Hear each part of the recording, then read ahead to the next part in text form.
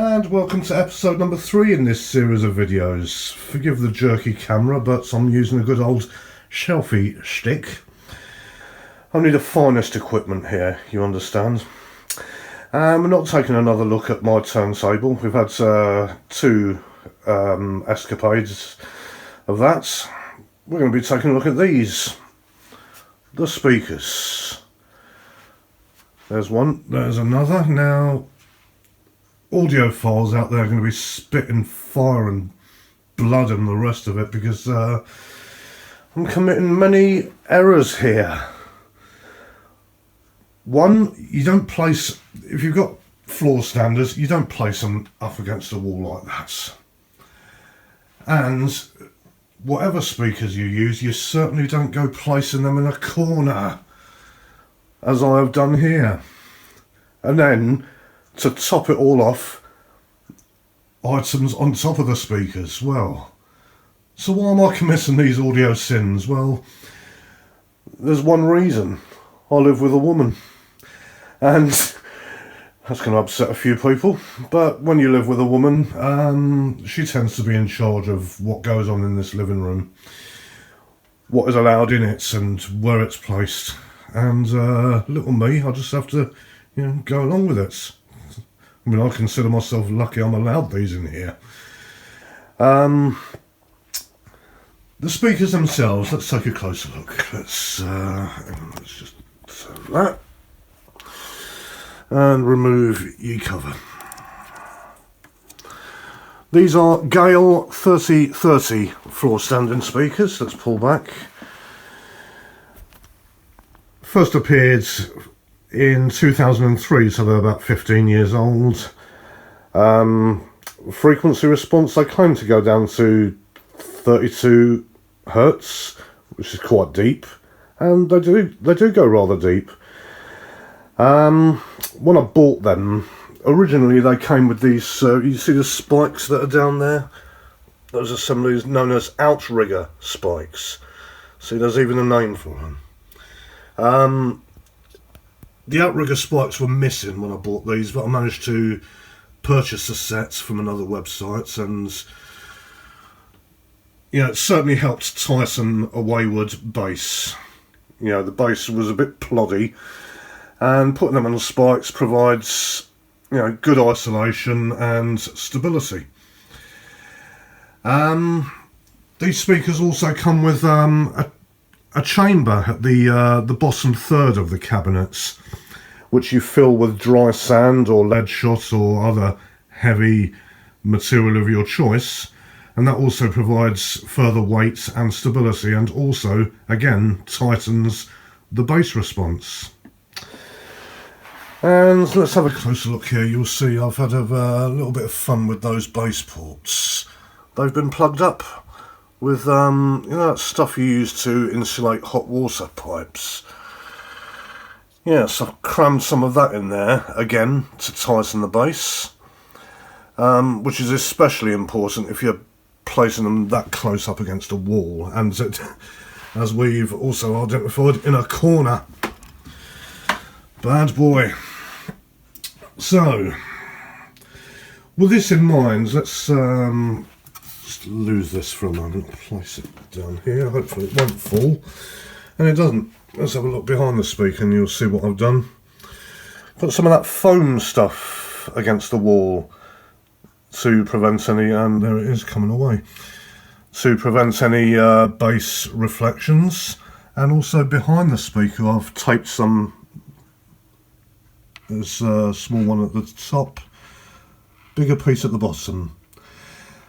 Again, to cut back on reflections and to tame that bass, because let's face it, if I didn't have any of that behind these speakers, I would have to turn the bass control all the way down, and even then they would still sound boomy. So it's absolutely essential that you do this sort of, take precautions like this when you are forced to accommodate your speakers as I'm forced to.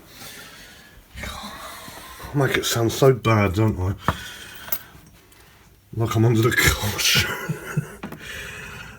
Again, behind the left speaker, the old foam against the wall, and some stuck to the back of the speaker itself.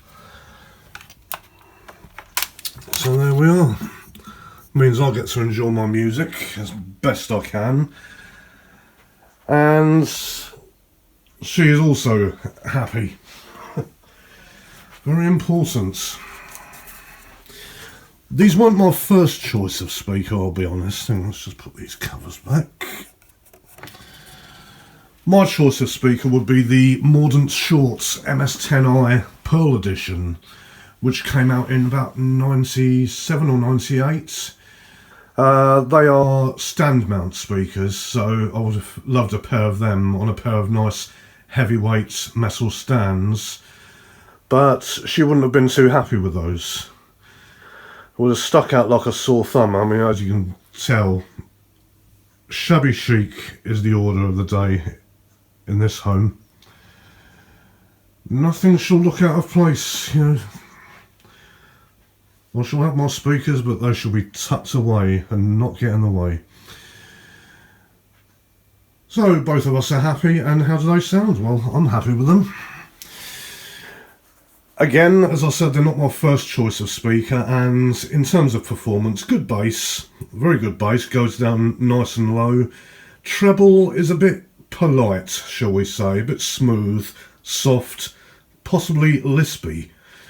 To the point where I actually have to turn up the treble control on the amplifier, and thank goodness my amplifier comes with bass and treble controls, which I know are unfashionable these days, and you know, many amplifiers out there don't come with those tone controls. So, you know, what happens if your speakers have a personality? Or if you're listening to something that needs a bit of adjustment, you know, like I don't know, a Jeff Lynne production, which has all the treble shaved off. What do? Do you listen to this muddy mess, you know, as he intended us to hear it? Or do we adjust it to our tastes, you know, to make music listenable? You know, listening to music is supposed to be fun after all, and if we can have some fun by, you know, adjusting the bass and treble to suit either the room or the speakers or the style of music, then, you know, I think it's time for them to start making a comeback. You know, bass and treble controls, they're not the work of the devil, okay? They're not evil. They come in jolly handy, that's for sure. Okay, so music-wise, let's go to Ye Turntable again. One thing I forgot to say on the last video was even these, I don't know if you can see them, like rubber nubbies. They were missing when I bought the turntable. And they are essential, because what happens if you accidentally do this? There it goes. That'll make an almighty crash if they weren't there. Obviously I don't do that as a matter of habit, but it happens. You know, there will come a time when it butter-fingered, you know, me especially. Right, so let's give these speakers a listen. Here we go, Italian dance pop, if you don't mind.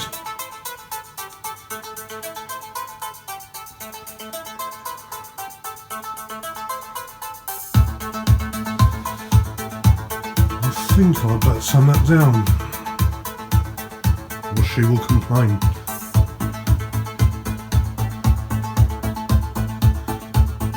Very generous bass.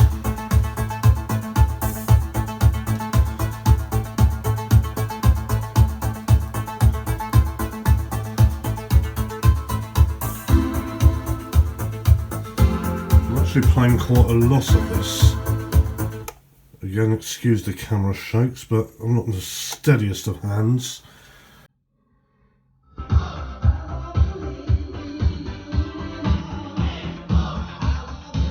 Alright, let's take them off again. There you go.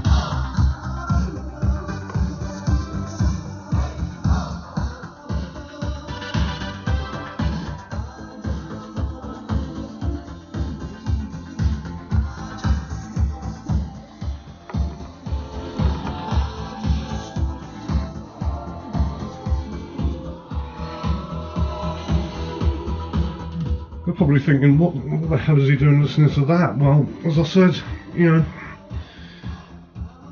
the music of your youth will always remain important.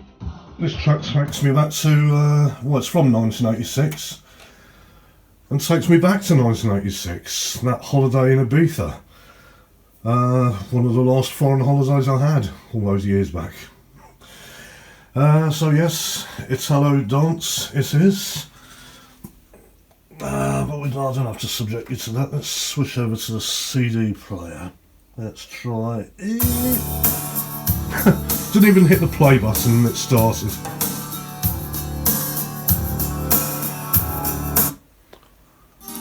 Here's track 3.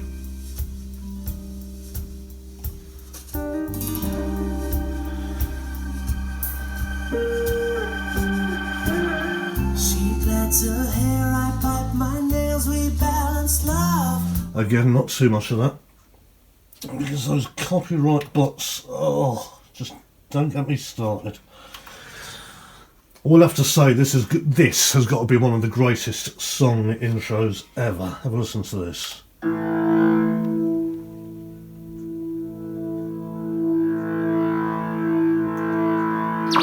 Goodbye.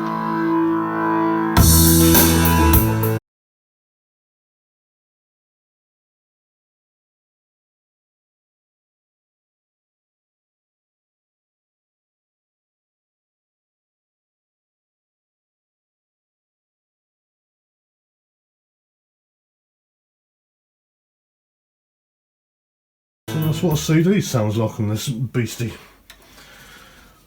Certainly more clarity than vinyl, but hey, that's to be expected.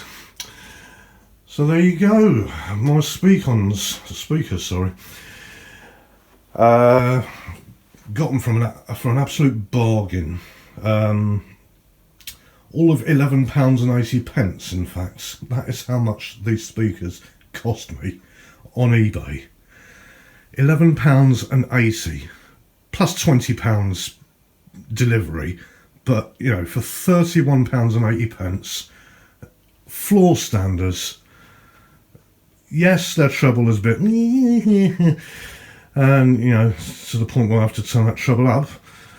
But the bass is superb and absolutely enjoyable, and well, you just can't go wrong.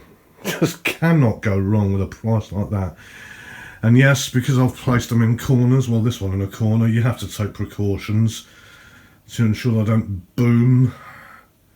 But, you know, do that and you are rewarded with a thoroughly decent sound. So there you go. Thank you for tolerating my unsteady hands. And this has been episode 3. See you in episode 4.